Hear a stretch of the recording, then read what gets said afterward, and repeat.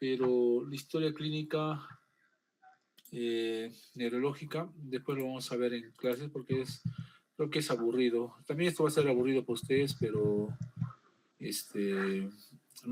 tampoco infarto cerebral. Vamos a ver ahora lo que es hemorragia intracerebral. ¿Ve ¿Ve mi pantalla? Sí, doctor, sí se observa.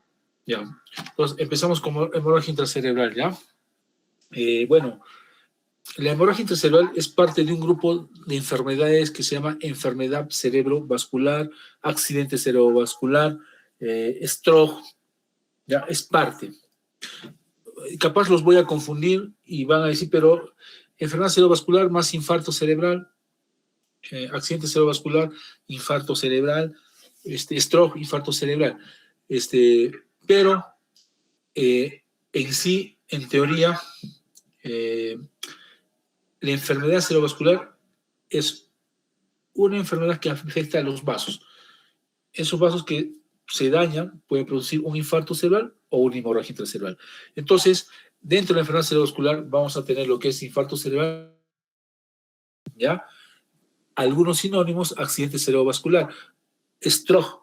Entonces, si quiero diferenciar entre isquémico hemorrágico o indicar enfermedad cerebrovascular isquémica, enfermedad cerebrovascular hemorrágica, ¿ya? O stroke isquémico o stroke hemorrágico, ¿ya? O accidente cerebrovascular isquémico o hemorrágico, ¿ya? Entonces, eso tenemos que tener en cuenta. Como dice acá en la diapositiva, es una enfermedad que hay una alteración de la vasculatura del sistema nervioso central, ¿ya? Y un desequilibrio entre el aporte y requerimiento de oxígeno y una disfunción focal del tejido cerebral. ¿Ya? ¿Me están escuchando, no, chicos? ¿Sí? Sí, doctor. Ya. ¿Cuántos han venido hoy día? Estamos... Déjeme visualizarlo. Está el salón, doctor. Seguramente recién van a entrar. Ya, asistencia tenemos que considerar, ¿ya? Sí, Ahora, sí, doctor. me tienes que mandar la lista de todos los que han venido, de los que están viniendo. Al final ya llamaremos asistencia, ¿ya? Bueno, continuamos. Ahora, la hemorragia intracerebral, o sea, tú dices, cuando decimos, ya estoy para ustedes, hay daño en la arteria y en la vena, me puede producir una enfermedad cerebrovascular, claro, una ruptura de la arteria o una oclusión de la arteria. Una oclusión de la arteria me dará una isquemia cerebral. Una ruptura de la arteria me dará un sangrado cerebral, ¿no es cierto? La vena, de igual forma, si hay una inflamación de la vena, lo que llamamos trombosis venosa cerebral, también la trombosis, la dilatación anormal de la vena del seno venoso me puede generar infarto cerebral y también hemorragia intracerebral, o los dos al mismo tiempo.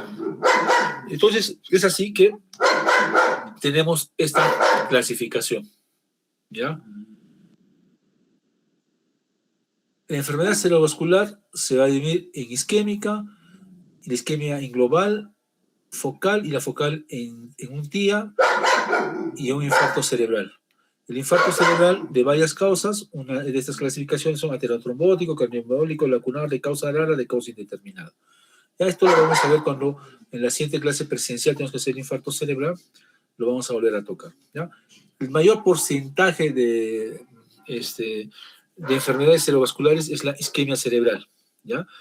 Recuerden, isquemia global y focal, ¿ya? Y el isquemia cerebral, un 80%, y el otro es el 20%, ictus hemorrágico. Otros conocen el nombre de enfermedad cerebrovascular como ictus. Entonces, un ictus hemorrágico es el 20%, ¿ya? De este 20% va a ser uno intracerebral y otro va a ser una hemorragia subaracnoidea. Del intracerebral va a ser en el parénquima o en el ventrículo. Y del parénquima puede ser lobular, profunda, en el tronco encefálico o cerebelosa, ¿ya? Esto tranquilamente puede ser una pregunta de examen para saber la clasificación, la división de una hemorragia intracerebral. Entonces, la enfermedad cerebrovascular, stroke, ictus, accidente cerebrovascular, se clasifica en isquemia 80% y hemorragia al 20%, ¿ya? Pero hemos hablado de que las venas, o sea, las arterias, acá están produciendo todo este daño, en toda esta diapositiva. Las arterias, las venas cerebrales, los senos venosos, me van a ocasionar una enfermedad cerebrovascular. O sea, me pueden ocasionar una isquemia cerebral o una hemorragia cerebral, o los dos a la misma vez, ¿ya?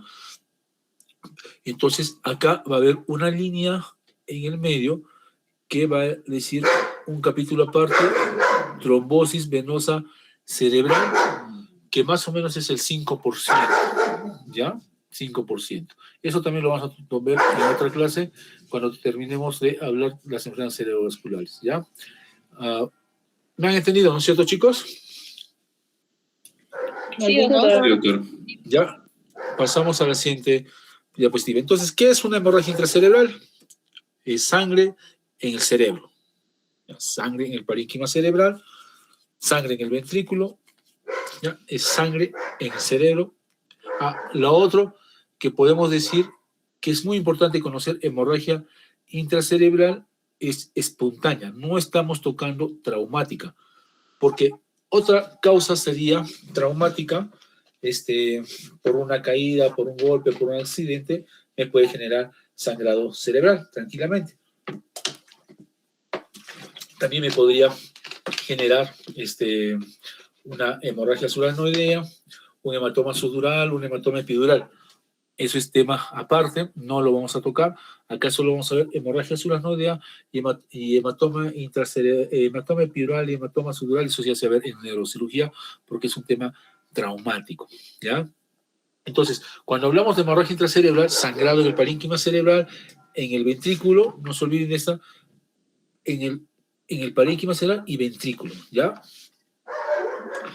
De ruptura súbita de una arteria cerebral no traumática, ¿ya? No es traumática, ¿ya? No traumática, ¿ya? Bueno, esto de las características, que esto lo deberíamos ver más abajo, pero ya lo vemos, una hemorragia intracerebral se va a ver color blanco o hiperdenso en lo que es en tomografía. En tomografía se dice hiperdenso a la señal blanca, o sea, al sangrado. Y en resonancia se dice hiperintenso hiperintenso. Y por hiperintenso. Resonancia es señal hiperintensa. Y en tomografía hiperdenso. ¿Ya? Puede ser parénquima cerebral supra o infratentorial, puede ser hemisferio cerebral, estadio cerebelo. Puede haber efecto de masa o no, o puede ir a otras estructuras cerebrales o de la línea media, o puede haber invasión o no intraventricular, ¿ya? Son unas características muy importantes que tenemos que tener en cuenta de la hemorragia intracerebral. No es frecuente, es de hecho el 20%, acá dice 5 al 19%, más en negros, pero sí lo que hay que ver, que esto no está cambiando, es una hemorragia, la hemorragia intracerebral es más mortal y más discapacitante que una isquemia cerebral, que un infarto cerebral, ¿ya? Entre los primeros meses, la letalidad del 20% al 50%. Y a los 6 meses, el 20%, solo el 20%, logra su independencia, ¿ya? Para evitar esta hemorragia intracerebral, es importante siempre controlar la hipertensión arterial, que es una de las principales causas o una de las primeras causas de la hemorragia intracerebral, ¿ya? Si controlamos bien la hipertensión arterial, reducimos hasta un 40% la posibilidad de que un paciente tenga hemorragia intracerebral, ¿ya? Caso clínico. Paciente, mujer de 90 años de edad, ¿ya? Que su estado basal podía caminar con apoyo, comía con apoyo, se vestía con apoyo, podía hablar, podía comunicarse con sus familiares, tenía ciertos olvidos, y 3 días antes de ingreso a la clínica, presenta unos movimientos de las extremidades, de todas las extremidades, y luego de ello no quiere comer, por lo que le llevan a una clínica. No hay camas en esa clínica, lo llevan a otra clínica y lo hospitalizan en UCI, porque la paciente, luego de esos movimientos, estaba somnolienta, desorientada. En la clínica vuelve a presentar dichos movimientos, ¿ya? Y no puede comunicarse, no puede hablar la paciente, ¿ya? Entonces, se evidencian los movimientos en la clínica y reportan como una convulsión, ¿ya? Un tipo de convulsión generalizada, tónico-clónica o pérdida de conciencia. Entonces, la paciente no tiene antecedentes de hipertensión arterial hasta hace un año atrás, pero después tomaba los medicamentos y en un control por un cardiólogo ve que su presión está baja, por lo cual decide suspender los antihipertensivos, ¿ya? Entonces, la paciente ingresa por un cuadro de movimientos, una convulsión que nunca había tenido en su vida, y aparte no puede hablar, tiene náuseas, vómitos y presenta trastorno del sensorio. Entonces, como primera pregunta sería, ¿cuál sería el diagnóstico de este paciente? El probable diagnóstico, ¿no? En un 2x3, así rápido. Cuando un paciente de un momento a otro presenta una convulsión y es un paciente mayor de 60 años de edad, mayor de 70 años de edad, 60, 70, mayor de 60 años de edad para arriba, de un momento a otro convulsiona. Entonces, la primera causa por el tema de convulsión debemos pensar en una hemorragia intracerebral, ¿ya? Además, teniendo el antecedente de la hipertensión arterial, debemos pensar en una hemorragia intracerebral, ¿ya? Claro que también tenemos que saber que lo más frecuente de las enfermedades cerebrovasculares es el infarto cerebral, 80%, ya lo hemos dicho, y hemorragia intracerebral, 20%. Pero por los síntomas, la convulsión en pacientes mayores de 60 años que tienen antecedente de hipertensión arterial, más me acerca a un sangrado intracerebral, a una hemorragia intracerebral, ¿ya? Entonces, ¿cuál es el probable diagnóstico de esta paciente? Una hemorragia intracerebral, ¿ya? Por la clínica y por el antecedente de la hipertensión arterial. ¿Cuál es el segundo diagnóstico de una convulsión en nuestro medio donde vivimos? La neurocisticercosis, ¿ya? Pero la primera causa es la hemorragia intracerebral, mayor de 60 años y con antecedentes de hipertensión arterial. Pues la paciente,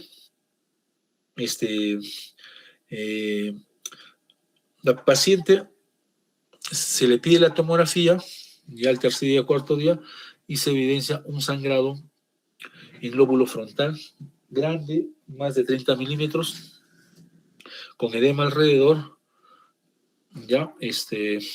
Y bueno, por la edad, el neurocirujano no plantea operación porque es un riesgo, y después de 3 días la paciente fallece, ¿ya?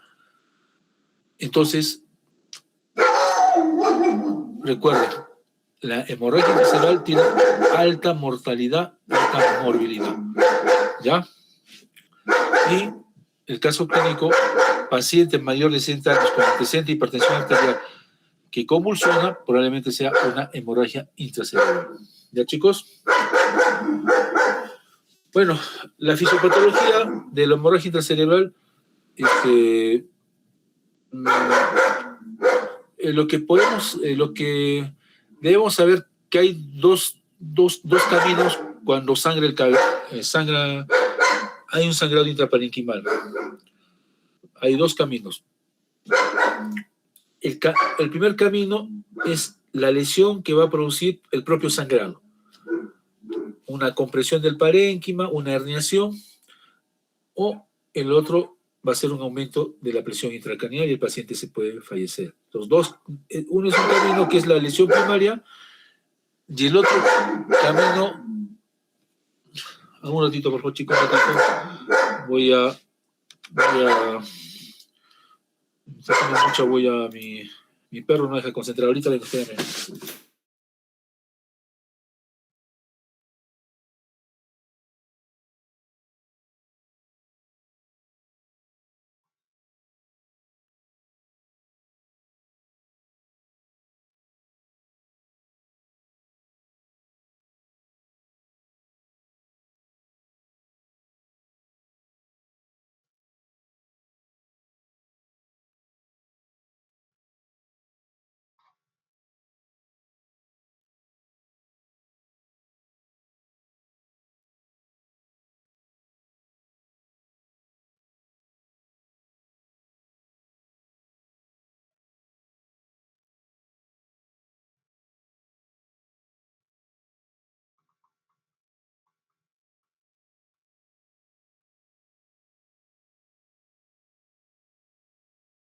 Ya, chicos, seguimos adelante. ¿Me escuchan, no?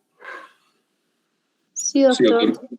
Ya. Entonces, en cuanto a la fisiopatología del sangrado intracerebral, dos caminos. Un camino, que es la lesión primaria, y el otro camino de lesión secundaria. Ya. La lesión primaria es por el sangrado, ¿no? Bastante sangrado, hay compresión, disresión línea media, aumenta la presión intracraneal, el paciente se puede morir. Ya está. Entonces decimos lesión primaria. Y el otro camino es la lesión secundaria.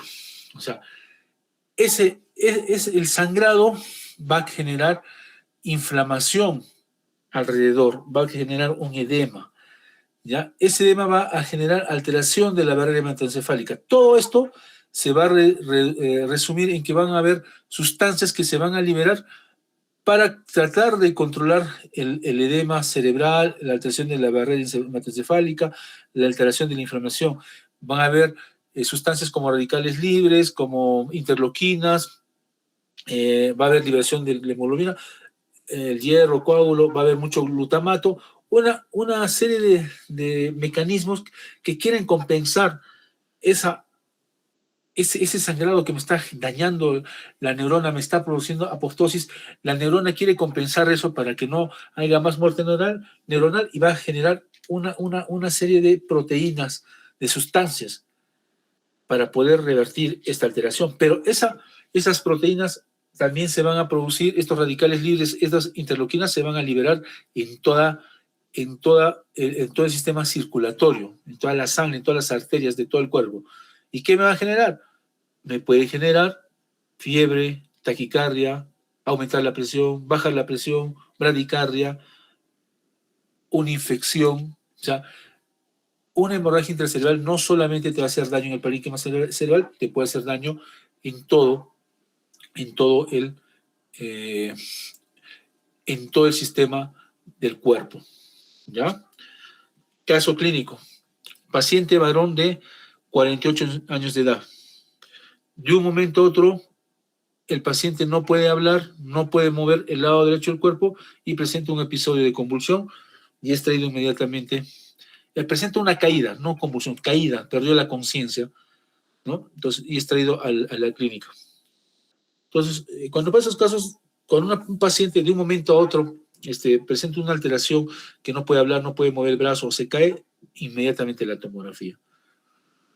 Se realiza la tomografía, hay un sangrado frontoparietal del lado izquierdo. ¿Ya? Entonces, el paciente es hospitalizado en UCI, en UCIM para hacer lo que es neuroprotección y el paciente con un control tomográfico a las 72 horas, el sangrado no ha aumentado, se le ha hecho una angiotomografía y ha salido normal, pero a los 7 días empieza con un cuadro de fiebre, una taquicardia y una subida de la presión arterial. Se le hace los exámenes y no se le encuentra algún foco infeccioso. La pregunta es, ¿cuál es la causa? La respuesta sería una lesión secundaria producto del sangrado intracerebral. ¿Ya, chicos? Eso es lo más importante de la fisiopatología que tenemos que saber. Hay que también saber que el sangrado puede aumentar dentro de las 3 horas a 12 horas, ¿ya? El sangrado, o sea, el paciente se puede complicar de 3 horas a 12 horas porque aumenta el sangrado, ¿ya? Pero lo más probable es que en las 3 horas es donde aumenta el sangrado, ¿ya?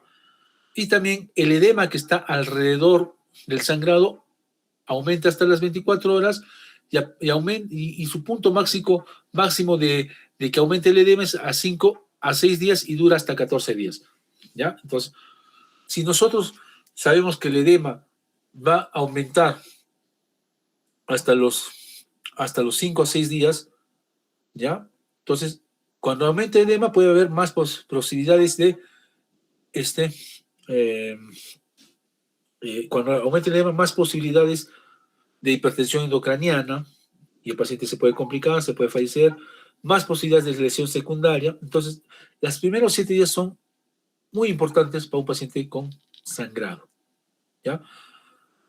Las primeras horas porque puede aumentar el sangrado y hasta los 7 días porque el edema puede aumentar hasta los 7 días, ¿ya? Entonces, significa que el paciente debe estar en vigilancia extrema, en neuroprotección, en UCIN durante 7 días, ¿ya? Ahora, ¿por qué mi paciente va a empeorar dentro de las 3 a 12 horas o hasta los 5 o 6 días? Por una expansión del hematoma, por una hemorragia intraventricular, por el edema perihematomal, por la inflamación o una hemorragia cerebelosa que produce hidrocefalia y hay una compresión del cuarto ventrículo. Eso también es una pregunta de examen, ¿ya? Bueno, hay algunos pacientes con hemorragia intracerebral que tienen una asociación genética, ¿ya? Estos son los genes, todos estos genes que ven acá en esta pantalla y que me puede producir hemorragia intracerebral, ¿ya? Así como hay genes que están relacionados con la hemorragia intracerebral, hay genes que me protegen de la hemorragia intracerebral. ¿Qué genes son? Estos de acá, COL4A1, TIMP1, TIMP2 y ACE, ¿ya? Pero lo más importante de esta diapositiva, para que conozcan, es que hay personas que tienen una predisposición a la apolipoproteína E y todos los que tienen esta predisposición o este tema genético de la apolipoproteína E, mira, se dan cuenta acá, ApoE, ¿qué me producen? Sangrado, hemorragia intracerebral. Entonces, la apolipoproteína E está relacionado muy fuertemente con lo que es la hemorragia intracerebral, ¿ya? Y la apolipoproteína E está relacionado ahorita en la fisiopatología con la angiopatía amiloide, ¿ya? Que me genera amiloide y ese amiloide destruye o rompe el vaso sanguíneo y me produce el sangrado, ¿ya? Entonces, la apolipoproteína E también está relacionado con lo que es la demencia del Alzheimer. Entonces, hay una relación entre los pacientes que tienen como la asociación genética en su logo genético, el ApoE, una relación tanto con la hemorragia intracerebral y con la demencia de Alzheimer, ¿ya? Tenerlo en cuenta, jóvenes. La gran discusión de toda la vida, ¿quién me produce la hemorragia intracerebral? ¿Es la hipertensión arterial? ¿Es la angiopatía amiloide o otras causas? Bueno, la primera causa es la hipertensión arterial, ¿ya? Hipertensión arterial. La segunda causa es la angiopatía amiloide, después hay otras causas, malformaciones, cavernomas, infartos cerebrales con transformación hemorrágica, infecciones, enfermedades inflamatorias, tumores cerebrales, la alteración de la coagulación, ahora que utilizamos bastantes anticoagulantes, también son causa de hemorragia intracerebral. Drogas, cocaína, traumatismos también sangrado, estos ya son hemorragias intracerebrales traumáticas. El ibuprofeno también puede producir un sangrado. También las estatinas, cuando bajamos el LDL a menos de 50 también puede haber riesgo de sangrado. Hay que tener cuidado también con eso. ¿Ya? Las estatinas nos pueden generar o están relacionadas con la hemorragia intracerebral. Pero las causas más importantes es la hipertensión arterial y la segunda causa es la angiopatía amiloide. ¿Ya? Otros dicen causa primaria idiopática, la hipertensión arterial, y causa secundaria, la angiopatía amiloide. Otros dicen causa primaria, hipertensión arterial, angiopatía amiloide. Pero la más importante de hemorragia intracerebral es hipertensión arterial, seguida de la angiopatía amiloide. ¿Ya? Bueno, de acá, de esta diapositiva, hay que saber tres cosas importantes. Que la hipertensión arterial, por ese mecanismo de la vasoconstricción durante años, va a formar los aneurismas de Charcot-Burchard, que son unas dilataciones de las arterias y que se rompen y mejoran la hemorragia intracerebral. Eso es lo importante, ¿ya? Y lo otro importante es que cuando es una hipertensión arterial me produce sangrado, entonces va a haber el sangrado en estos sitios, en ganglios basales, cápsula interna, en tálamo, protuberancia y cerebelo. Bueno, dentro de sus signos, cefalea occipital, náuseas, vértigo, ataxia, necesitamos dismetría y acá nos falta lo que es la convulsión. Pero lo más importante es la localización. Esta es pregunta de examen para toda la vida. ¿Dónde se localiza el sangrado por hipertensión arterial? Ganglios basales, cápsula interna, tálamo, protuberancia y cerebelo. ¿Por qué en esos lugares? Porque en esos lugares están las arterias penetrantes lentículo estriadas, las arterias tálamo perforantes, las arterias perforantes del tronco encefálico. Entonces, estas son las arterias más pequeñitas, las últimas ramas de las arterias grandes que se rompen y que me generan un sangrado intracerebral. ¿Ya? Esa es la hipertensión arterial. La angiopatía amiloide se deposita la proteína amiloide, beta amiloide, en la pared de los vasos córtico-leptomeningios, y eso va a producir debilitamiento, degeneración y ruptura. Entonces, este depósito de la proteína beta amiloide durante años está relacionado también con la hipertensión, con el colesterol, con la diabetes, que influyen a que haya un depósito anormal de esta proteína beta amiloide en la pared del vaso. Y también está relacionado, como les dije en la diapositiva anterior, con la apolipoproteína. O sea, uno que nace con ese gen de la apolipoproteína, entonces tiene más riesgo de que esa proteína amiloide se deposite de una manera inadecuada en el vaso cerebral, en la arteria cerebral, y a la final se rompa y me produzca el sangrado. ¿Ya? Y lo otro que debemos saber, la localización es lobular, lóbulo, en el lóbulo. Lóbulo frontal, lóbulo temporal, lóbulo parietal, lóbulo occipital, pero más frecuente es en el lóbulo parieto-occipital, ¿ya? No es frecuente en menores de 50 años. Y lo otro es que hay hemorragias recurrentes, ¿ya? Bueno, esto es unos criterios de Boston para ver si la hemorragia intracerebral es producido por la angiopatía amiloide, ¿ya? Definitivo, una angiopatía amiloide definitivo es ya cuando un paciente muere, ¿ya? Y se evidencia que el sangrado a nivel lobar, cortical o córtico-subcortical, ¿ya? Y hay una severa angiopatía amiloide, ¿ya? Una probable angiopatía amiloide con una evidencia patológica, entonces hay que hacer una biopsia, primero que tiene que ser el sangrado lobar, cortical o subcortical, ¿ya? Y hay que hacer una biopsia del vaso y ver si hay depósito de amiloide para decir que es una probable angiopatía amiloide con evidencia patológica. Y una probable angiopatía amiloide sin evidencia patológica es mayor de 60 años, tiene que cumplir 3 criterios: mayor de 60 años, múltiples hemorragias en zona lobar, cortical o región córtico-subcortical y ausencia de otras causas de lesión. Y una posible causa de angiopatía amiloide tiene que ver clínica y resonancia o imágenes mayor de 60 años y un sangrado lobar, cortical o córtico-subcortical y no otras causas. O múltiples hemorragias con posible causa no definida o causas con hemorragias con la localización atípica, ¿ya? Entonces, criterios de Boston se utilizan para lo que es la clasificación de hemorragia intracerebral por angiopatía amiloide, ¿ya?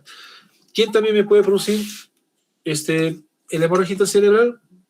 También me puede producir las malformaciones vasculares cerebrales, y de entre ellos tenemos dos grandes grupos: malformaciones arteriovenosas y los cavernomas, ¿ya? Malformaciones arteriovenosas menores de 40 años es la mitad de la hemorragia intracerebral, que son marañas de arterias y venas sin lecho capilar. La presión arterial alta va a la vena, aumenta el flujo sanguíneo, dilata la vena y luego produce la hemorragia intracerebral. Diagnóstico con resonancia magnética y angiografía cerebral. Tratamiento es quirúrgico, de radiocirugía, o también a veces es clínico, no más médico. Se observa el paciente. Y los cavernomas son grupos de vasos sanguíneos anormales con uniones herméticas defectuosos y con fugas. La resonancia magnética va a ser la famosa palomita de maíz, donde se ve trombosis, sangre y calcificación. Tratamiento quirúrgico o solo sintomáticos, ¿ya? Esas también son las causas de hemorragia intracerebral, sobre todo en personas mayores de 60 años y más en las MAP menores de 40 años, ¿ya? Bueno, acá vamos a ver lo que son las malformaciones arteriovenosas, una imagen en el cual vemos en esta imagen, esta es una tomografía, ¿ya? Y esta es una resonancia en protocolo T2, ¿no? Entonces, en esta tomografía hay sangrado, ¿ya? Y en la resonancia se ven varios vasitos que están en esa localización, ¿ya? Como un nido vascular. Entonces, esto sería una malformación arteriovenosa, ¿ya? Y los cavernomas, donde está esta palabra que me he olvidado, que es palomita de maíz. A esto se refiere con palomita de maíz. Tiene una forma de palomita de maíz, ¿ya? Si se dan cuenta acá, varios vasos, ¿no? Acá, solo como si fuera un vaso.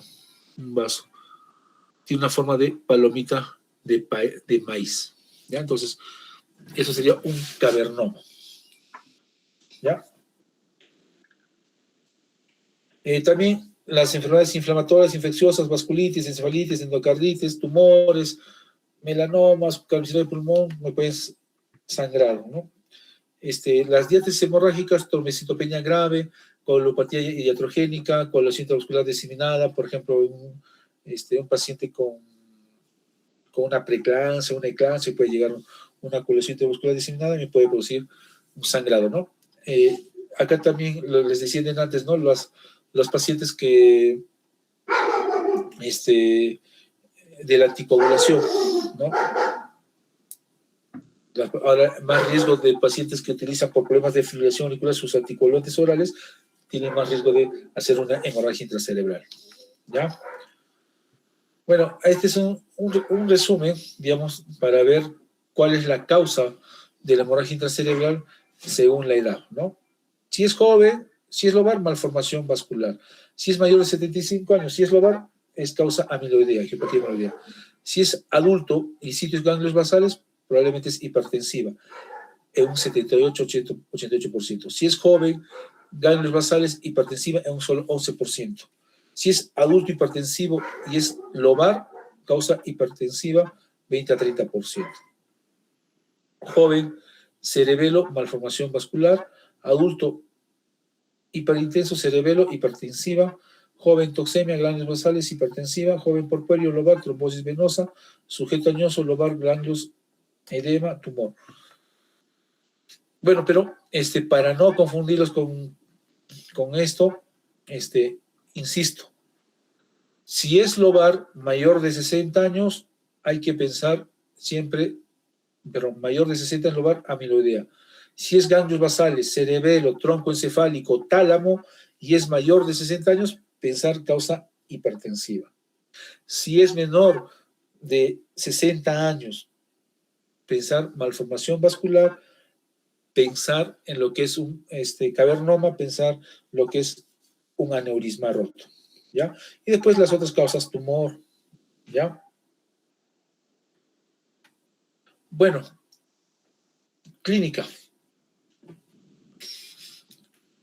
Si es arriba, encima del tentorio, o sea, no es tronco encefálico, bueno, cefalea, desmotor, descensual, crisis convulsiva, no se olviden la crisis convulsiva, el primer caso clínico que les indiqué.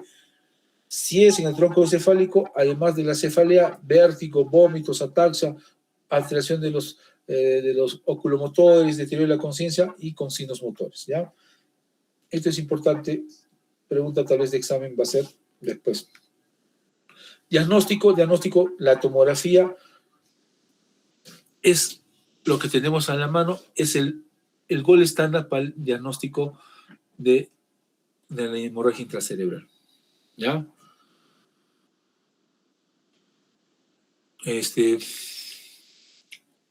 Pero una pregunta de examen y que tienen que hacer ustedes, no va a detectar sangrado menores de 1 centímetro, no va a detectar a veces sangrado en fosa posterior y cuando tiene anemia grave, un paciente con un hematocrito menor de 20 probablemente no detecte una tomografía en sangrado, ¿ya?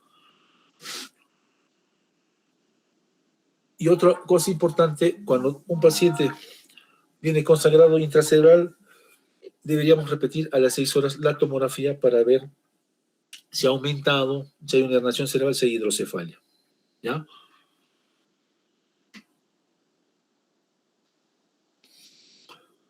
Tenemos que saber si ha invadido ventrículos, mal pronóstico.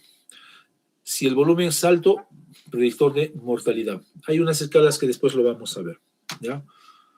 Bueno, también tenemos que saber para medir el volumen del hematoma es la regla AB por C por A por B por C entre 2. ¿Ya? El diámetro, el A es el máximo diámetro del hematoma, el diámetro B es el diámetro perpendicular, ¿ya? Entonces, de la imagen donde está más el sangrado. Y el diámetro C es el número de cortes que se ve, 1, 2, 3, 4 cortes, por el número de la tomografía, que generalmente es de 5 milímetros, de los cortes tomográficos, 5 milímetros. Se multiplica todo eso y se divide entre 2. ¿Ya? En esta diapositiva solo están contando los diámetros y el otro están contando solamente los cortes en que aparece la tomografía, los cortes más notorios, 1, 2, 3, pues se ponen 3, el diámetro A, el diámetro B y lo divide entre 2 y salió 16.6 centímetros cúbicos.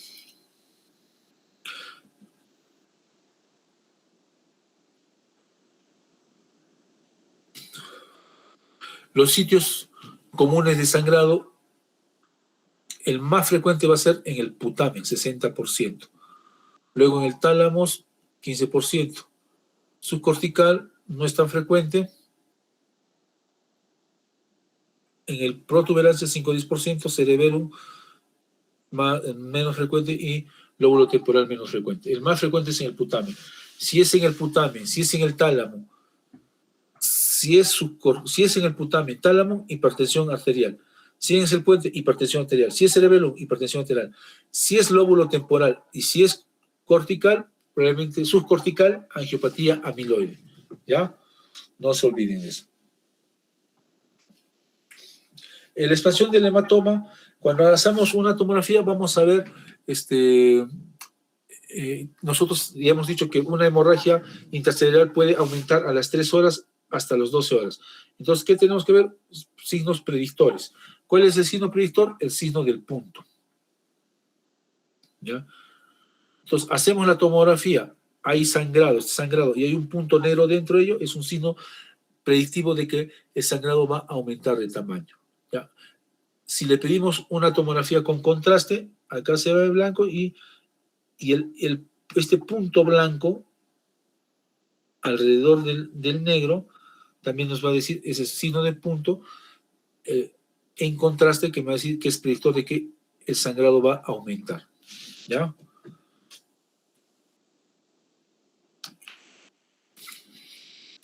Bueno,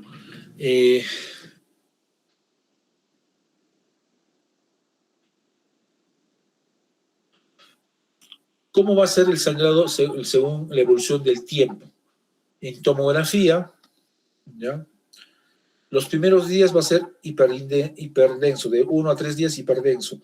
De 3 a 7 días sigue hiperdenso. De 7 días a un mes, isodenso.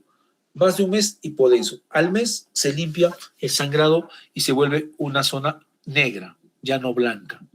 ¿Ya?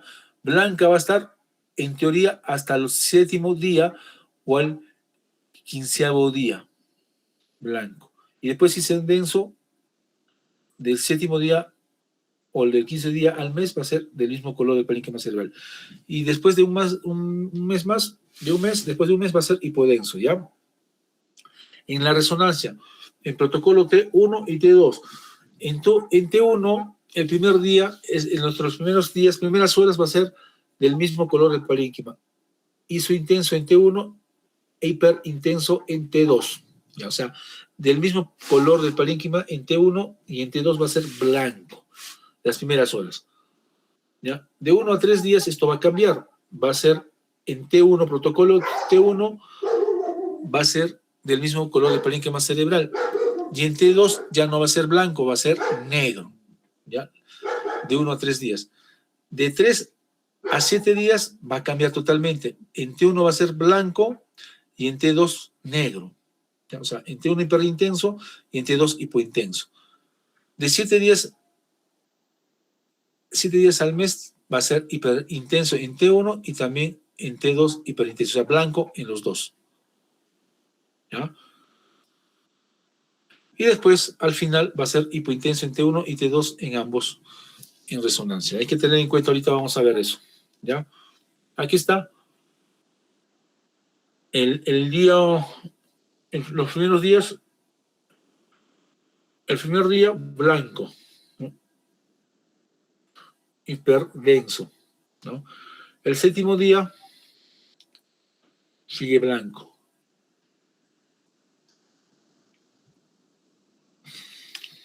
Acá, ¿se acuerdan?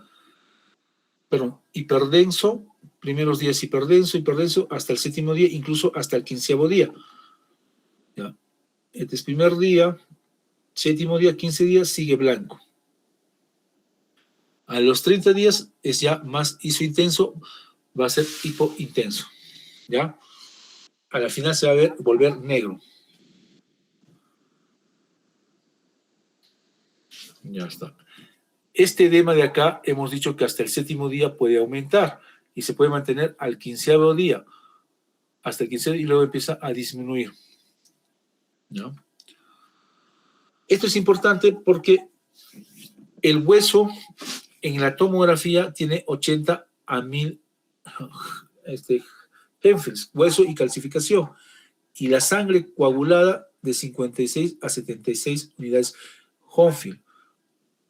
La sangre no coagulada, 40 unidades Hemphill. Entonces, esto es importante. Por eso en la tomografía, el hueso tiene de 100 para arriba unidades Hemphill. El sangrado tiene 80 para abajo.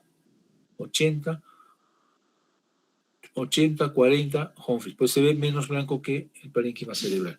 La calcificación tiene de 100 para arriba unidades Hemphill. ¿Ya? No confundir. Otros exámenes que debemos pedir: resonancia, angioresonancia, angiografía, biopsia, para ver si es una angiopatía de amiloide, laboratorio, hemograma completo, función hepática, pruebas de coagulación, bioquímica sanguínea. Bueno, resonancia magnética. A veces nos confunde la resonancia magnética con lo que es un tumor, ¿no? Nos desesperamos y vemos una lesión hiperintensa. con su edema alrededor, pensamos que es un tumor, ¿ya? Pero tiene ventajas como permite la detección temprana de las hemorragias, ¿ya?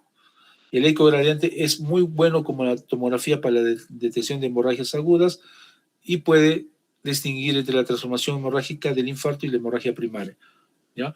También descarta causas secundarias como malformaciones vasculares, cavernomas, tumores y trombosis de venas cerebrales, ¿ya? Entonces, este es un repaso de cómo es la resonancia magnética en T1 y T2. Al principio, en T1 es del mismo color del parénquima cerebral, isointenso o hipointenso, y el T2 es hiperintenso, con bordes hipointensos.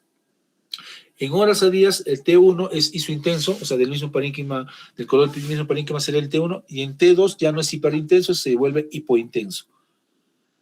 Luego, a pocos días, el T1 se vuelve hiperintenso y el T2 hipointenso. O sea, acá en T1 blanco y en T2 negro. ¿Ya? Semanas a meses en T1 hiperintenso y en T2 se vuelve hiperintenso.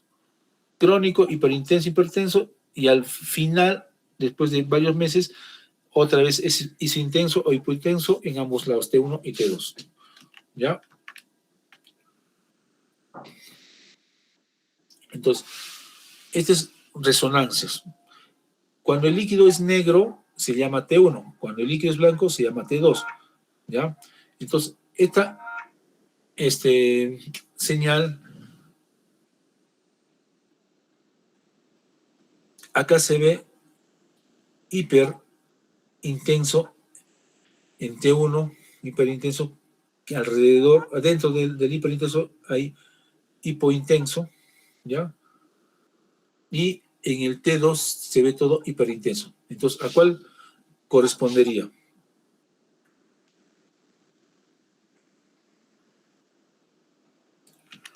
¿A cuál correspondería, no? Hiperintenso e hiperintenso. Entonces, es un sangrado subagudo de semanas, ¿ya? Entonces, este sangrado es subagudo de semanas, no es inmediato, ¿ya? De semanas, por eso es subagudo precoz. Cuando es subagudo ya pasó una semana, ¿ya? Acá también, este es acá ya es tardío, porque ya no hay negro, acá no hay negro, tú está hiperintenso. Pero acá había negro, se estaba formando hiperintenso. Entonces, esto ya debe ser de 2 semanas a 3 semanas. Este es de 1 semana a 2 semanas. ¿Ya? Acá, este es en horas nomás. En horas. Este es en T1 y este es en T2. En T1, como hemos visto, miren, que dice, las primeras horas isointenso, y al mismo color del parénquima cerebral, en T1 y el T2 hiperintenso. Mira, acá no se nota nada y acá se ve blanco en T2. Entonces este es agudo. ¿Ya? Y acá ya se está discretamente, ya pasado a las 24 horas, ya se nota hipointenso. Y acá hipointenso, ya pasó el día. Hipointenso en T2, hipointenso en T1. Isointenso en T1, hipointenso en T2. Ya pasó un día. Ya, es la forma de diferenciar, tal vez va a ser pregunta de examen, pero lo mejor es, si yo veo, y como ha pasado muchas veces, el paciente de un momento a otro viene, convulsiona, no habla, no mueve el cuerpo, le hacemos la resonancia y vemos esta lesión, tumor, así es simple, este es tumor, pero no se ve acá, no, tumor, o vemos esta, no, es un tumor, mira, esta parte es un tumor, te confundes. Acá sí, así se ve clarito que es el sangrado, ya, pero ha pasado un par de semanas, ¿no? Acá dices tumor. No, es tumor. Te confunde. Entonces, mejor es tomografía para poder corroborar o no confundirnos con el tumor. ¿Ya? Acá es un hematoma crónico. Este es el líquido blanco T2. ¿Ya? y dice que hay una cicatriz curvilínea hipointensa en T2 y en ecogradiente también hipointenso, ¿no? Ya cuando ya desde bastante tiempo. Es un hematoma crónico, un sangrado crónico. Acá es otras imágenes. Ese es un protocolo T1, negro, agudo, y su intenso se parece al parénquima cerebral. ¿Ya? Y acá es subagudo, hiperintenso, subagudo temprano, y acá subagudo tardío, más hiperintenso, con algo alrededor negro. Y este es el T2. Hay edema vasogénico y una zona hipointensa. ¿Ya?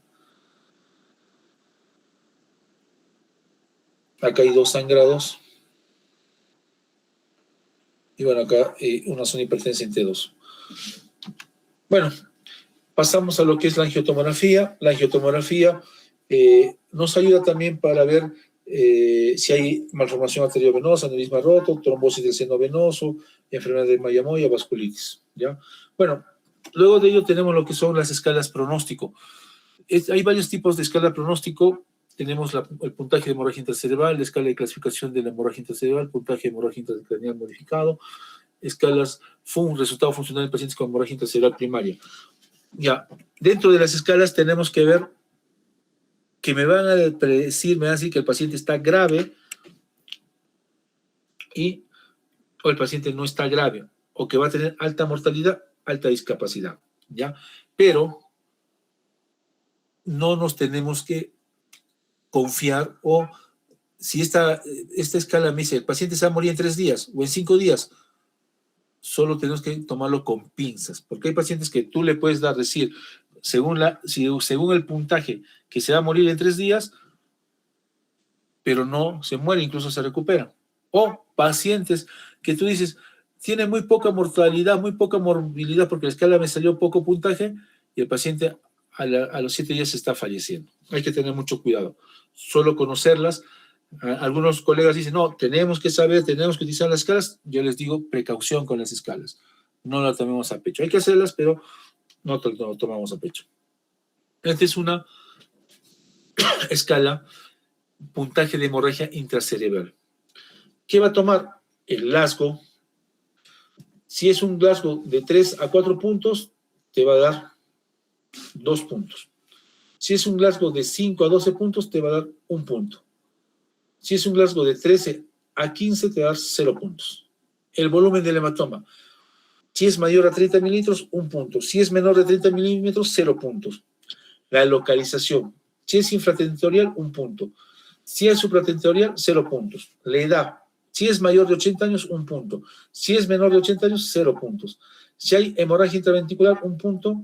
Y si no hay hemorragia intraventricular, 0 puntos. Total de 0 a 6 puntos. ¿Ya? Entonces, ¿qué me va a decir? Predice la mortalidad a los 30 días. ¿Ya? Si tiene 0 puntos, una mortalidad a los 30 días del 0%. ¿Ya? Si hay un puntaje de 1 punto, mortalidad del 1 al 13%. O mejor dicho, mortalidad del 13%. Si hay 1 punto, mortalidad del 13%. Si hay 2 puntos, mortalidad del 26%. Si hay 3 puntos, mortalidad del 72%. Si hay 4 puntos, mortalidad del 97%. Y si hay de 5 a 6 puntos, mortalidad del 100%. Chicos, ¿están ahí? ¿O se han dormido? ¿Están mirando? Sí, doctor. Sí, doctor. ¿Quién es el presidente del Perú? ¿Ah? Todavía querido, doctor. No. No. ¡Hala! Ya fue José María Balcácer. Lo van a sacar a Castillo. Ya bueno, chicos, el primer caso clínico que les dije, la abuelita, si me han tomado atención, ¿cuánto de puntaje tiene? Según esta escala.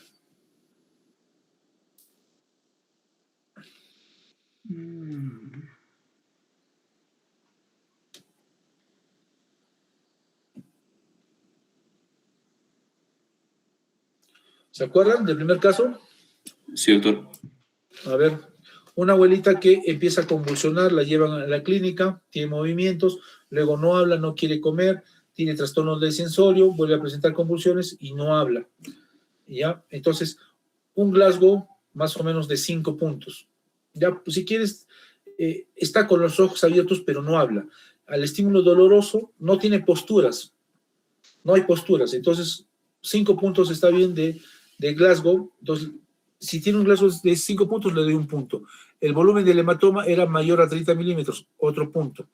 Localización era supratentorial, 0 puntos. Tenía 90 años, mayor de 80 años, un punto. ¿Tenía hemorragia intraventricular? No había hemorragia intraventricular. Entonces sumo 1, 2, 3. Tenía 3 puntos. ¿Cuánto de mortalidad me da 3 puntos? 72%. A los 3 días se murió la paciente.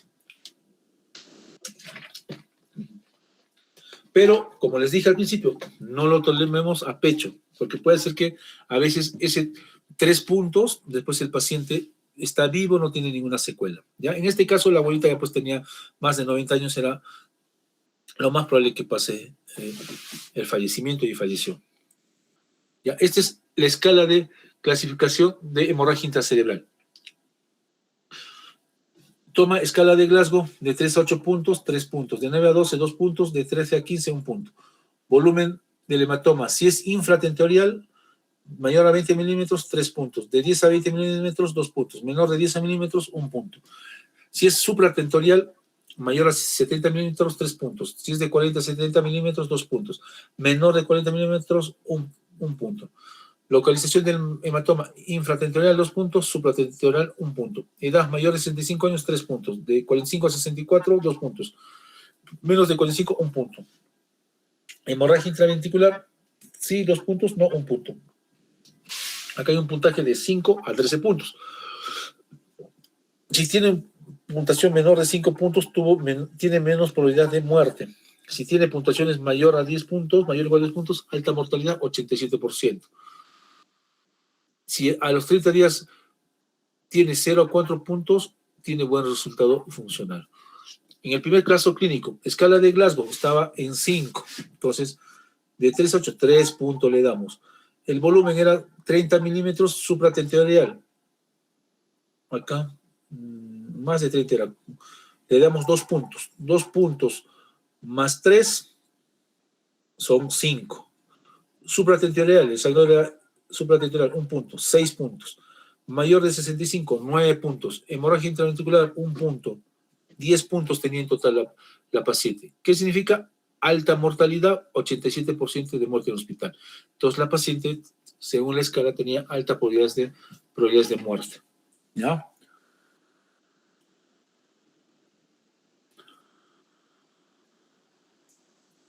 Ahora, este puntaje de hemorragia intracerebral modificado.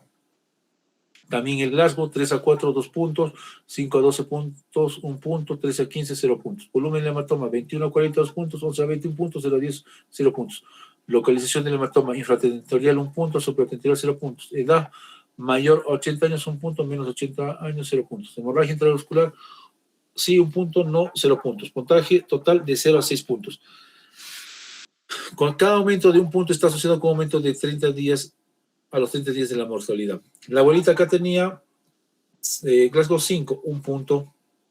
Volumen del hematoma, tenía 30 milímetros, 2 puntos. Acá serían 3. Supratentorial, 0 puntos. Mayor de 81 años, 1 punto, 4 puntos. Hemorragia intraventricular, no tenía. Entonces, resultado de la abuelita, 4 puntos. Entonces, cada punto está asociado con aumento a los 30 días de la mortalidad. Tenía 4 puntos y tenía aumento de la mortalidad. ¿Ya? Y este es el estado funcional. Ya también esto me dice si el paciente va a poder recuperar la discapacidad que deja la hemorragia intracerebral, esto es al revés que las otras escalas. O sea, si tiene más puntos, el paciente va a poder recuperar su estado funcional. Acá dice, escala de Glasgow, menos de 9 puntos, 0. Mayor, igual de 9 puntos de escala de Glasgow, 2 puntos. Volumen del hematoma, mayor a 60 milímetros, 0 puntos. De 30 a 60 milímetros, 2 puntos. Menor de 30 milímetros, 4 puntos. Localización del hematoma infratentorial, 0 puntos. Profundo, 1 punto. Lobar, 2 puntos. Edad mayor, 80 años, 0 puntos. 70 a 79 años, 1 punto. Menor de 70, 2 puntos. Hemorragia intraventricular, sí, 0 puntos, no 1 punto. Total de 0 a 11 puntos. Nuestra abuelita tenía 5 de Glasgow, entonces le damos 0 puntos acá. Volumen del hematoma tenía 30 milímetros a 40, le damos 2 puntos acá. Acá tiene 2 la abuelita. Localización era lobar, otros 2 puntos. 2 más 2, 4. La edad mayor de 80, 0 puntos, solo tenemos 4. Hemorragia intraventricular no tenía 1 punto, en total 5 puntos. Entonces la abuelita estaba acá, 5 puntos. O sea, tenía 1% a 20% probabilidades de recuperar su independencia funcional, un porcentaje bajo. ¿Ya? Hay que hacer diagnósticos diferenciales de una hemorragia intracerebral.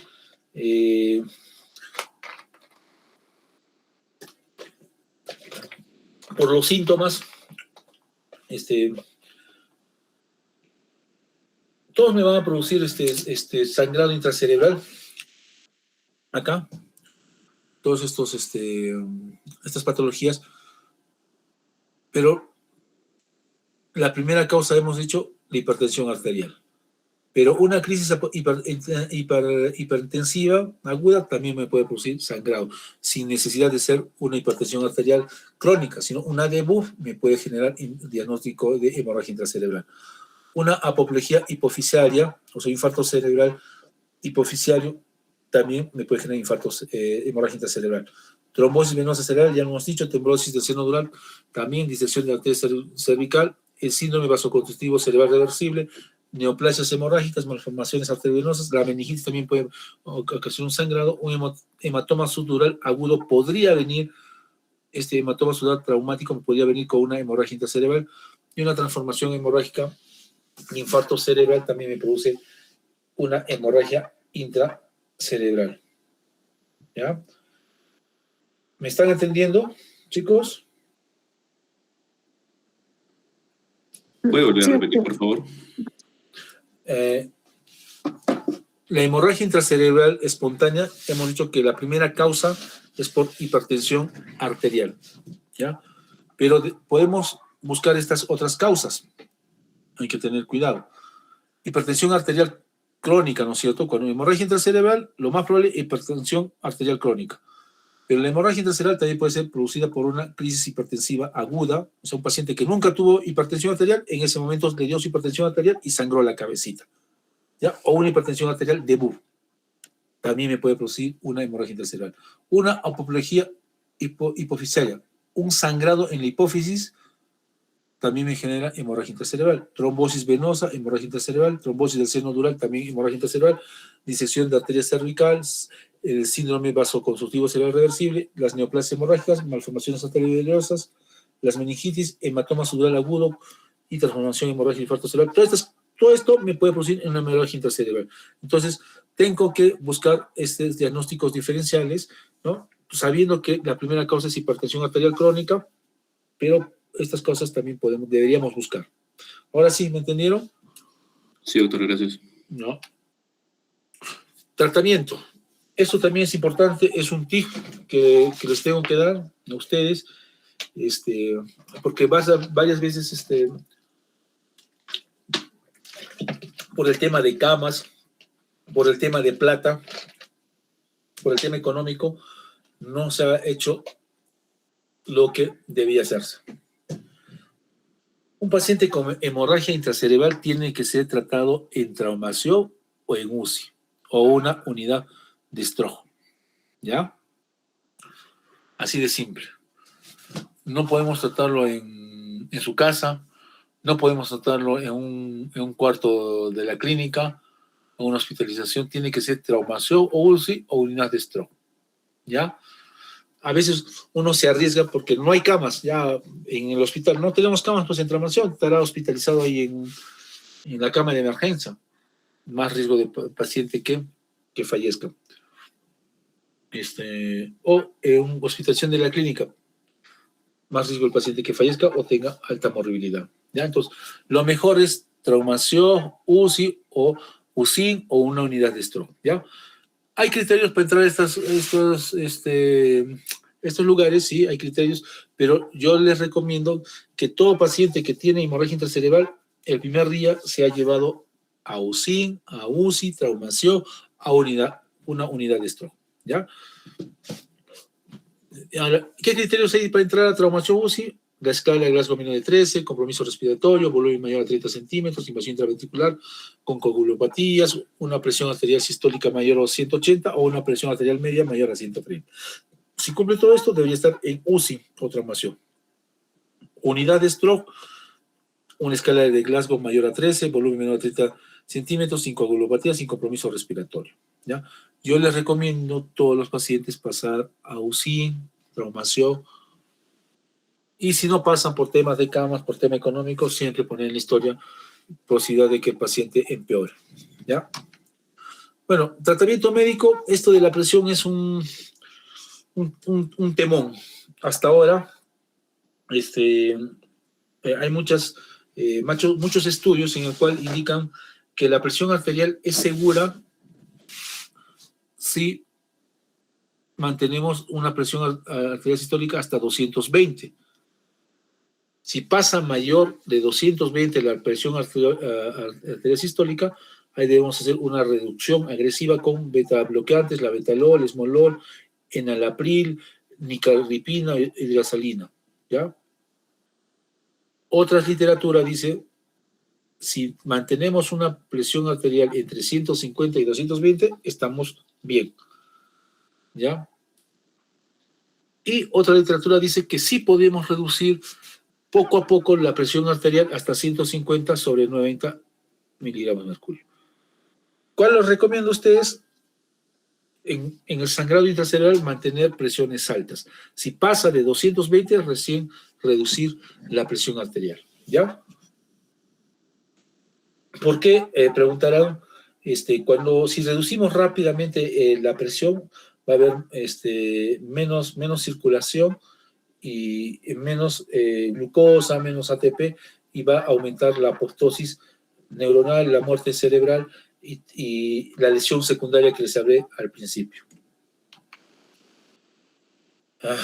También tenemos que manejar la presión intracraneal. La única forma de manejar la presión intracraneal es a través de un catéter intraparenquimatoso o ventricular, sobre todo en los pacientes que tienen un Glasgow de menos 8, o cuando hay hernia transatrial o hidrocefalia, ¿no? Hay algunas UCIs que lo hacen, creo que en Cusco no, aquí en Lorena lo hacen, monitorean la presión arterial con un tema de un catéter que pone intraventricular o parenquimatoso, ¿ya? Pero nosotros, ¿cómo podemos manejar la hipertensión arterial? La presión intracraneal elevada, cabecera a 30 grados. Podemos dar manitol o solución salina hipertónica. La hiperventilación después de la sedación con la intubación para lograr un PCO de 28 a 32 miligramos, y si puede aumentar, si la PIG aumenta aún más, ¿ya? Y mantener la presión de perfusión cerebral entre 50 y 170 mHg, miligramos de mercurio. Bueno, nosotros para manejar la hipertensión intracraneal, no se olvide su cabecera a 30 grados, podemos utilizar un manitol, y bueno, después la ventilación mecánica y sedación, ¿ya? Lo demás ya es para los doctores de UCI, o el neurocirujano, para que pongan catéter, sobre todo los de UCI, el catéter para monitorear la presión intracraneal. Otra forma de ver que la presión intracraneal está aumentada, ¿alguien sabe? ¿Por ahí? ¿Están? Chicos, ¿están? Sí, doctor, estamos. Creo que los dos únicos son ustedes nomás, creo. De los 10 que han venido a clases. Ya. Otra forma de la presión intracraneal elevada de monitorear es con el fondo de ojo. hacemos un fondo de ojo y se ve una papila amarilla o un edema de papila o una papilitis, me dirá que hay una presión intracraneal aumentada, ¿ya? Para reducir lo que es el sangrado, se puede utilizar la vitamina K, concentrados de complejo de protombina, factor 7 activado, plasma fresco congelado. Los pacientes que tienen trombocitopenia van a recibir plaquetas.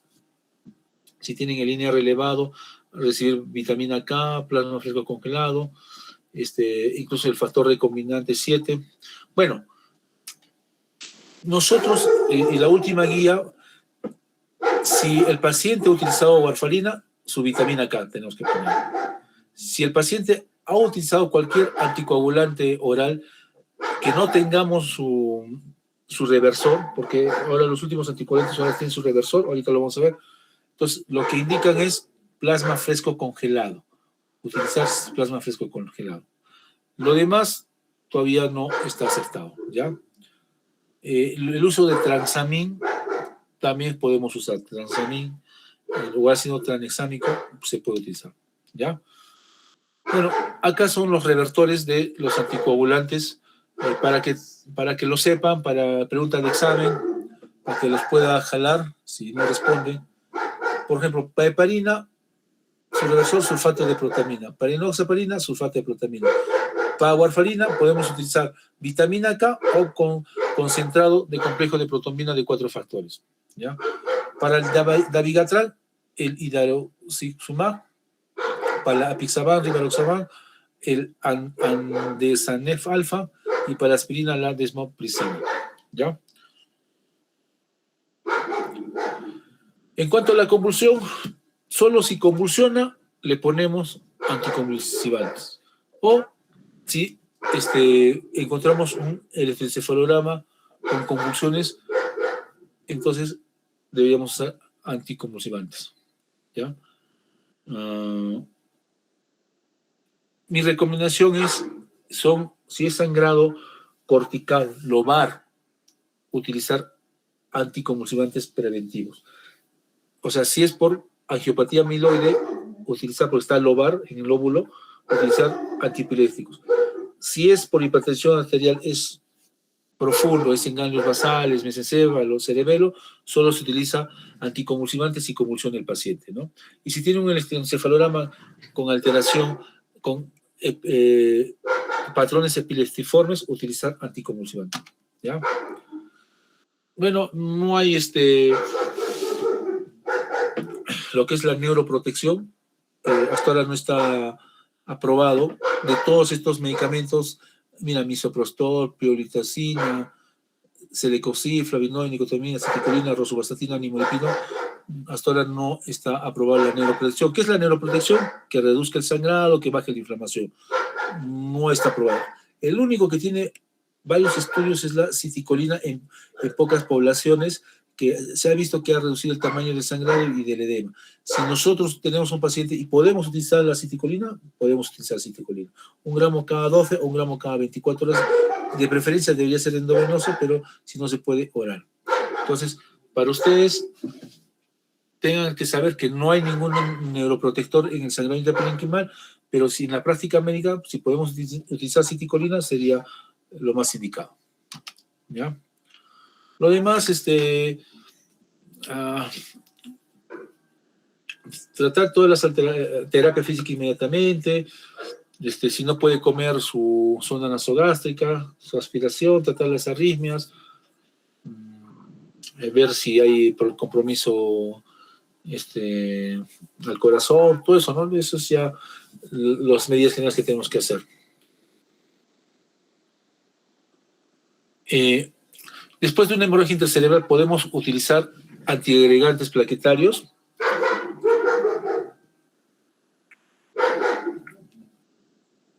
Es la gran pregunta. Si es un sangrado grande, no se recomienda utilizar los antiagregarios plaquetarios. Si es un sangrado no tan grande, sí podemos utilizar la aspirina a los 3 días, ¿ya? Si necesitamos utilizar la aspirina o el clopidogel a los primeros días. Si no es grande el sangrado, podemos utilizar, ¿ya? En caso de las anticoagulantes orales como la warfarina, si no hay una condición fuerte que me indique que sí o sí necesita utilizar warfarina, entonces podemos esperar 3 semanas a 8 semanas para el reinicio de la warfarina, ¿ya? Pero si hay fuerte indicación de anticoagulación, podemos utilizar inmediatamente al tercer día lo que es la warfarina o los anticoagulantes orales, ¿ya? Claro, me han entendido, ¿no? ¿Sí? Doctor, otra vez esa última partecita, por favor, de las 4 a 8 semanas, por favor, de la warfarina. Ya, tenemos la aspirina y clopidogel. Si yo necesito utilizar aspirina, clopidogel, porque el paciente tenía hipertensión alta, diabetes, colesterol y necesita un antiagregante plaquetario, podemos utilizar al tercer día si el sangrado no es grande. Si es menos de 30 centímetros, si es pequeño, podemos utilizar. Si es mayor de 30 centímetros, no podemos utilizar, ¿ya? O por lo menos hasta la tercera semana. Si el paciente tiene problemas cardíacos, fibrilación auricular, si es fuerte la fibrilación auricular y necesitamos utilizar warfarina o anticoagulantes orales, podemos utilizar al tercer día. Pero si esa fibrilación auricular no es tan fuerte o esa cardiopatía no es tan fuerte, se recomienda el uso de warfarina o anticoagulantes orales a partir de la tercera a octava semana. ¿Ya? ¿Me entendieron? Sí, doctor, sí. Ahí lo traigo. Bueno, tratamiento quirúrgico, craniotomía descompresiva, aspiración, eso, aspiración endoscópica, aspiración con catéter, ¿no?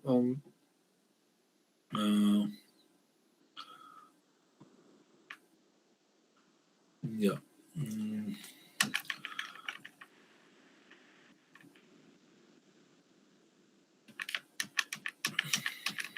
Acá. Ya ven la imagen, ¿no es cierto? Y acá. Sí, doctor. Ya, entonces, acá hay sangrado. Si yo quiero operar, si está con indicaciones de operar mayor de 30 milímetros, desviación de línea media, ¿dónde está eso? Ya, por ejemplo, acá. Te quiero operar. ¿Ya? Entonces, ¿qué tendría que hacer? Romper acá el hueso y entrar con separar, digamos, abrir tejido cerebral, parénquima cerebral y aspirar todo el sangrado, ¿no? Eso es una craniotomía evacuatoria. También lo que se puede hacer es colocar a cables acá arriba y colocar un drenaje, perdón, claro, sí, un catéter que llega hasta acá el sangre y lo aspiras. O sea, haces un pequeño hueco acá y pones un catéter y lo aspiras. Eso se llama la cirugía mínimamente invasiva, lo que está de moda, ¿ya? Y lo otro que postulan es poner un catéter acá y ponerle el alteplase. El alteplase, con lo que se tromboliza para el infarto cerebral, se ha visto que puede diluir el sangrado, ¿ya? Son las tres formas de tratamiento quirúrgico, ¿ya? Entonces, craniotomía, aspiración estereotáxica o aspiración endoscópica o aspiración con catéter, ¿ya? Son las cirugías mínimamente invasivas. ¿Cuál me va a dar el mal pronóstico de un paciente con sangrado intracerebral? El coma, ya, indica pronóstico grave. El volumen superior a 30 centímetros, la hemorragia intraventricular, hemorragia de fosa posterior, mayor a 80 años, la hiperglicemia y una enfermedad renal crónica. El deterioro temprano y la muerte son los primeros problemas de hipertensión intracraneal, ¿ya? El manejo, ya les he dicho, siempre en una unidad de ISTU, de STRO, o en UCI, un SIN, ¿ya?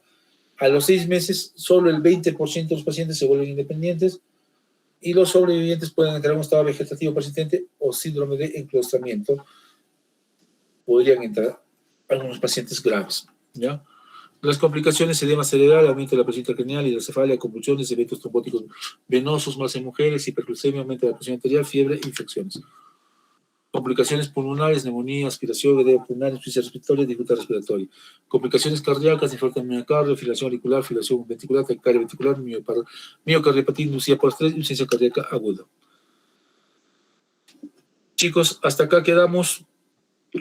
Hemos visto lo que es en nuestra primera clase hemorragia intracerebral. Doctor, quizá me pueda compartir, por favor, sus diapos. ¿Ya? ¿Alguna pregunta, jóvenes?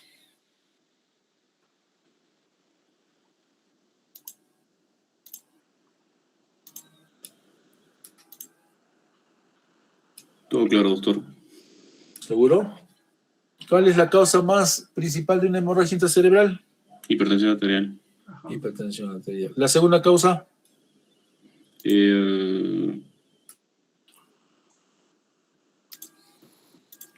Amiloidosis angiopática. Angiopatía amiloide. ¿No? ¿Localización de hemorragia intracerebral?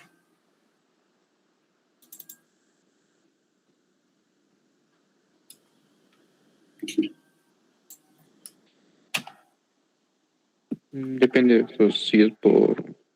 De hipertensión arterial. Localización de hipertensión arterial. Ganglios basales, Ganglios basales. tálamo, protuberancia. Ya.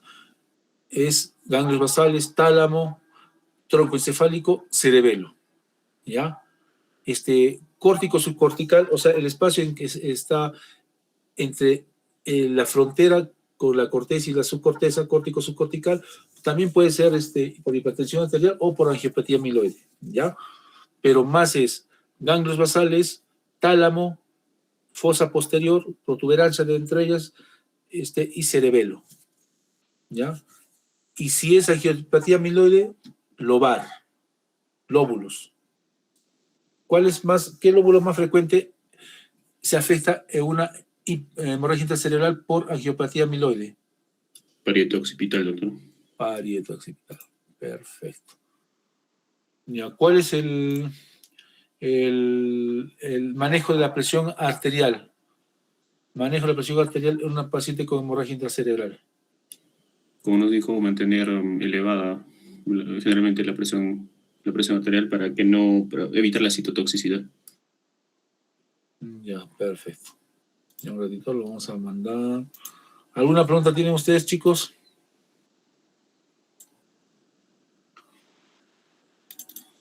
Doctor, las escalas, bueno, nos va a tomar así como el caso clínico. ¿Necesariamente tenemos que saber todas las escalas? ¿O de repente hay una en especial, un específico de la cual tenemos que ahondar, por favor? Tienes una buena pregunta, ¿no? Las escalas no... creo que no les voy a preguntar escalas. Si tomo alguna escala, la primera escala será, pues. ¿Ya? Listo, doctor. Gracias. ¿No? Porque, como les dije, no es, digamos, a veces no es al 100%. Es que, ¿qué pasa? Tú le vas a decir, en el caso de esta abuelita que tenía alto puntaje, alta mortalidad, yo le hubiera dicho, sí, abuelita, sí, sea a sus familiares. Yo le dije a sus familiares, tiene alta mortalidad, entonces está grave. Ya. Le dije, está grave a los familiares, pero a veces pasa que tú le dices que tiene alta mortalidad al tercer día, el paciente mejora, ¿no? Entonces, no es tan así que las escalas, tal vez en la mayoría de los casos, pero en algunos casos no. Entonces hay que tener cuidado, hay que saberlas, tenemos que anotarle. Una de las escalas tienen que dominar, si tiene o lo graban o llevan su para toda la vida, viene un paciente con sangrado, hacen su escala y le ponen alta mortalidad del 70% a los 3 días o al mes. Posiblemente le ponen así. ¿Ya? ¿Alguna otra pregunta, chicos? Doctorita delegada, porfa, para las clases, ver la forma de ir a la Andina o mucho mejor Servicentro. ¿Ya? Sí, doctor, voy a volver a hablar de este tema con la señorita Marcela. No se preocupe. Ya, y lo otro es se puede hacer más tarde las clases de 5 a 7, No hay, no, Voy no tienen posibilidad ustedes, ¿no? De hacer más tarde las clases. a hablar con el grupo, Tenemos tal vez. clase de otro, con otro docente, doctor, ¿A qué hora? de 5 a 7. Tenemos qué- otra clase de 5 ¿Hasta a qué hora se 7. quedan en ahí abajo? Las clases, ¿cuál es su última clase en horario? ¿Hasta las 9? No, hasta las 7. Chicos. Hasta las 8, doctor. Más de 12. Ya. Entonces, tratar de venirnos a la Arapa, por favor. Esa es la meta. ¿Ya, chicos? Bueno, tengan unas buenas noches. En 2 clases terminamos enfermedades cerebrovasculares, infarto cerebral y lo que es nos falta hemorragia subaracnoidea, trombosis venosa cerebral, historia clínica, polígono de Willis. ¿Ya? Esa es una clase y la otra clase es infarto cerebral. ¿Ya? En 2 clases, la clase presencial tenemos que hacer, esta clase que viene va a ser de infarto cerebral y la otra clase va a ser virtual porque les debo una clase de esos temas. ¿Ya, chicos? Entonces, buenas noches, muchas gracias. Hasta mañana con el grupo de prácticas y cuídense mucho. Listo, doctor, muchas gracias. Gracias, doctor. Le envío la lista en unos minutos del Meet.